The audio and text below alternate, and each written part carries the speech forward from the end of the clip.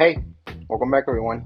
I'm Steven from Steve's Propagation Corner, and today I'm going to be answering all of your money tree questions. But before we get started, I want to thank everyone that subscribes and everyone that watches these videos. The channel recently hit the 1,000 subscriber milestone, which is huge. Awesome. I'm so excited. I'm so happy. You guys don't even know. It really means a lot to me and I'm really thankful. It's all thanks to you guys that watch and subscribe and just keep this channel alive.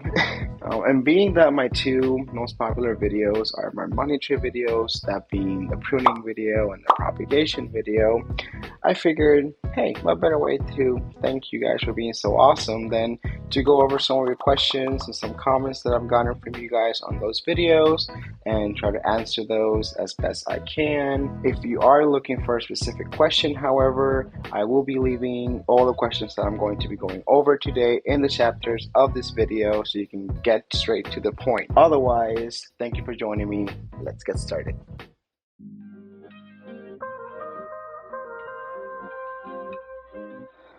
Alright, so the first question comes from May Ann. May Ann wants to know, where do you cut them? You never show. Bruh.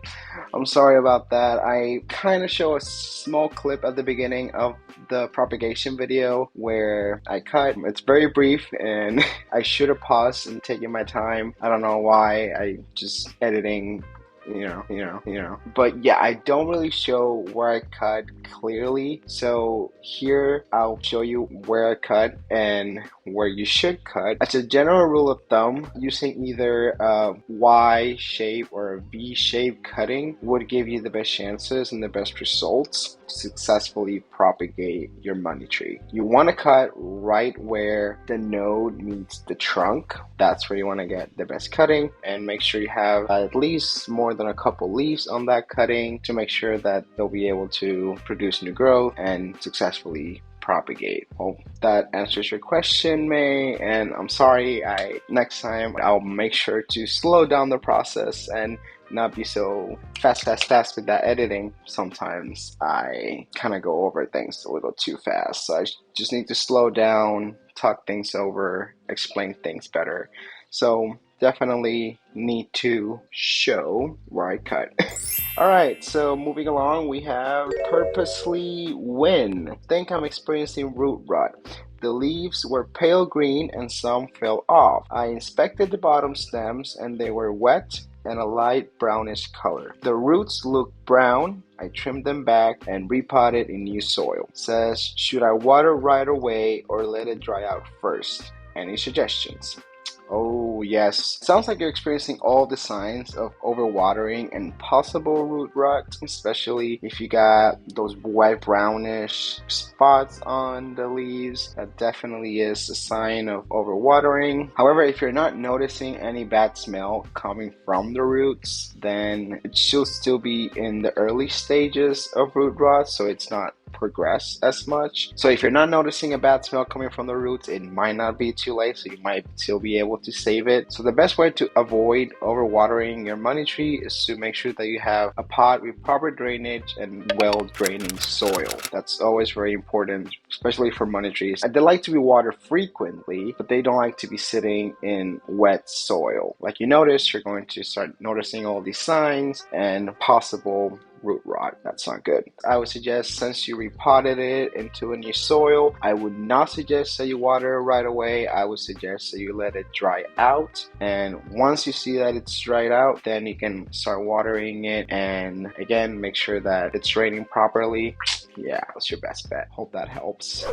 Alright, so next we have JDS1421. He says, how far back can you cut the stem of the individual trees? Does each stem need at least one leaf from the soil? Alright, so hey guys, editor Steven here from the future. So it turns out while I was working on the video and editing it, JDS1421 followed up on his comment and he made a second comment clarifying his question. Turns out the original answer I gave was not what he was actually asking about. So here it goes. Let's go ahead and see what he had to say. He says, my apologies, I didn't really clarify that. I mean, how far back can you cut the mother tree down for it to still grow back from the end? Does it need at least one leaf to regrow? So I'm glad he clarified it because it's actually a pretty good question. There isn't a definitive answer for that because it depends on a number of factors, such as the health and vigor of your plant and the time of year. Generally, you could cut your tree back up to about a third of its total height, and it should technically still be able to bounce back and recover and still be healthy. I guess that's somewhat the general rule you want to follow.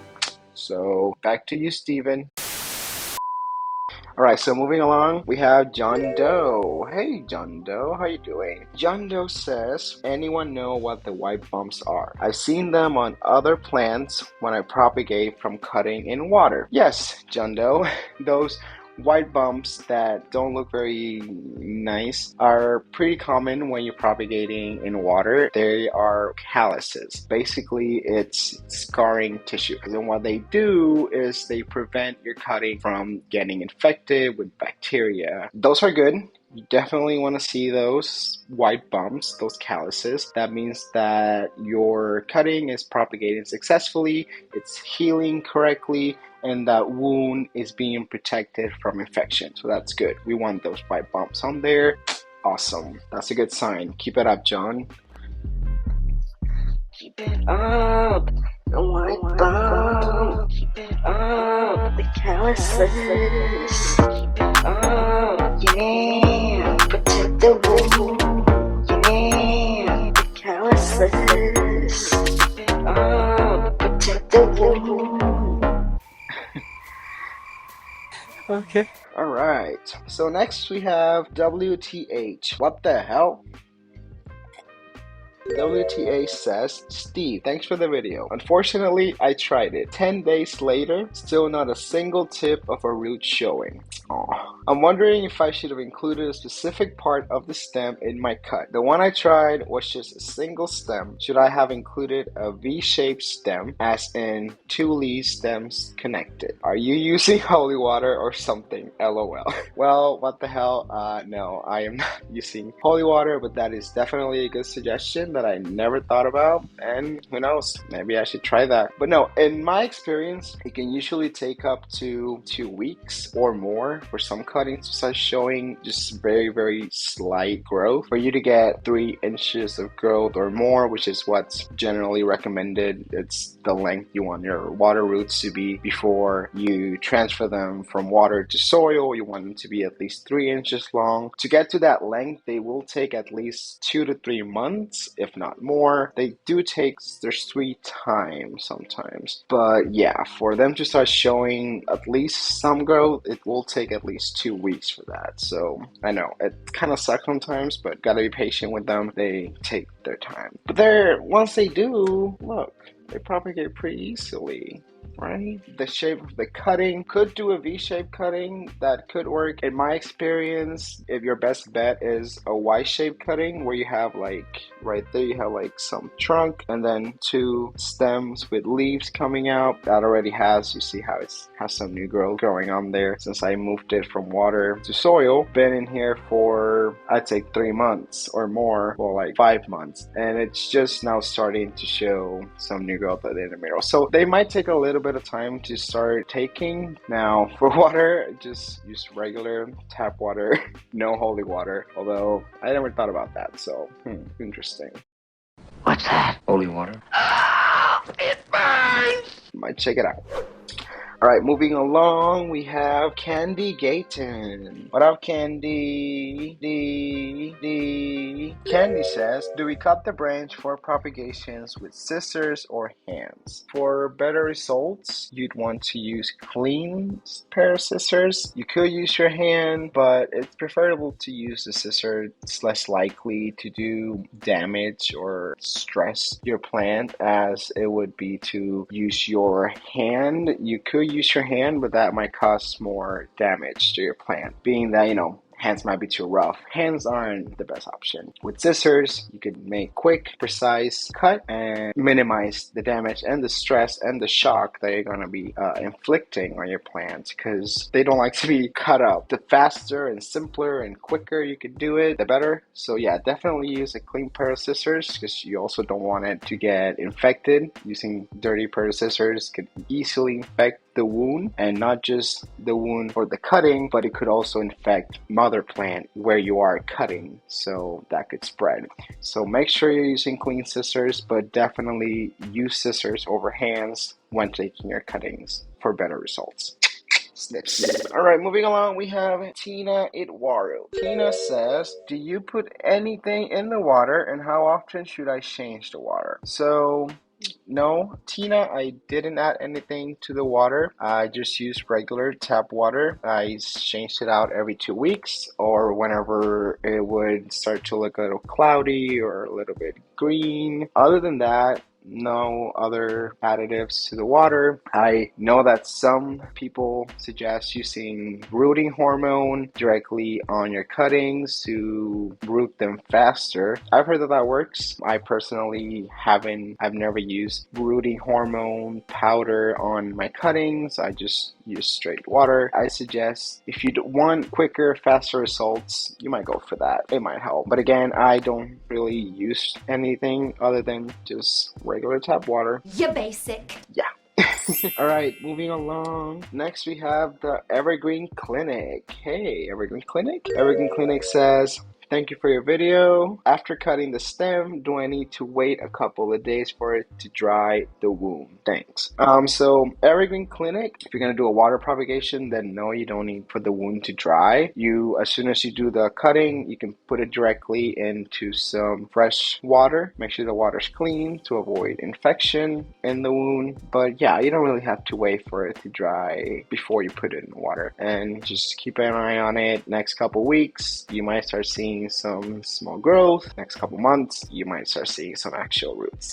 And then transfer it to soil once you have the right length on your water roots, for sure. Alright, next we have Midnight Bell. Midnight Bell says, so I'm told that putting them in soil helps make stronger roots. Is it true? So yes, that is true. When the water roots are about 3 inches or longer, that's when they should be transferred from water to soil. It will definitely help the propagation grow stronger roots, being that water roots are a little more flimsy. There's not a whole lot of nutrients in water, so they don't really grow as strong. They're a little bit more soft or mushy. That's something that you'll notice. But once you put them in soil, they'll start getting nutrients from the soil, so they'll definitely get stronger, latch onto that soil. Once they're ready, put them in soil. Yeah, don't leave them in water forever, indefinite amount of time. You could do that, I'm sure, and it will survive, but it's not gonna thrive. It's not gonna really last a whole long. I've actually tried it, and after about 5-6 months of having it in water, propagation started to die, because again, it doesn't get a whole lot of nutrients while it's in water. It will grow water roots for it to latch onto some soil eventually, but it's not gonna thrive and just be a water propagation plant. You can do that with money trees. Moving the propagation to soil will definitely help it grow stronger and provide more nutrients to your plant.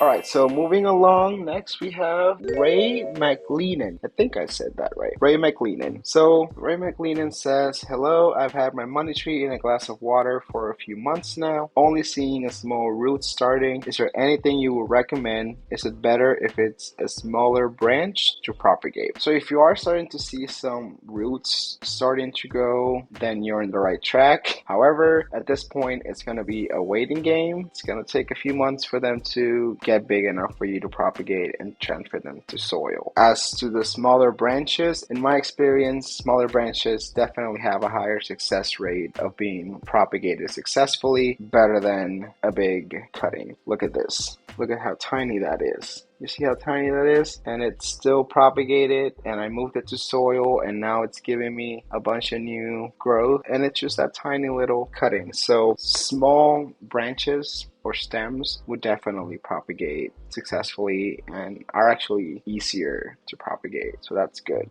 Alright, so it looks like that's all the questions I have for you today. Wow, you guys had a lot of questions. Certain things I didn't explain very well in my previous videos, so this definitely gives me a chance to just wrap it all together and just with a nice bow and all done and dusted, and it's perfect. I know most of my videos are not like this. Just wanted to try something different, celebrate 1,000 subscribers. Pretty cool. Let me know, guys, if you enjoy this type of format for videos. I might look into making more. It's really nice to just sit and have a nice cup of coffee and talk to you guys and go over your questions and just engage with you guys. It's pretty nice. I enjoy it. So I hope I answered your questions somewhat clear. I try.